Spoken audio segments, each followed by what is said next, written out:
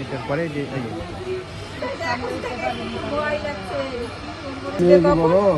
বড় হয়েছে। হ্যাঁ, এই যে মেয়ে আমার দাদা।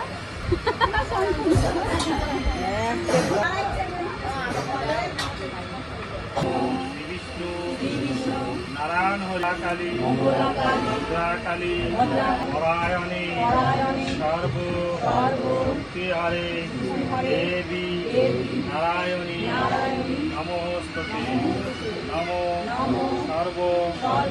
বোধনের ঘটে যেটা আমাদের প্রতিষ্ঠিত হয়েছিল গতকালকে, সেখান থেকে বিল্ল বৃক্ষ থেকে কলা বইয়ের নবপত্রিকাকে নিয়ে এসে স্নানের মাধ্যমে চক্ষুদান, প্রাণ প্রতিষ্ঠা, তারপরে আনুষ্ঠানিক পুজো অর্চনা, অঞ্জলি, তারপরে হচ্ছে বস্ত্রদান, এরপরে এইভাবে একটার পর একটা আমাদের আনুষ্ঠানিকতা চলবে। তারপরে দুপুরে হচ্ছে মায়ের অন্নভোগের ব্যবস্থা আছে, হ্যাঁ, ব্যঞ্জন, অন্ন, পায়েস, লুচি টুচি এসব দিয়ে হবে।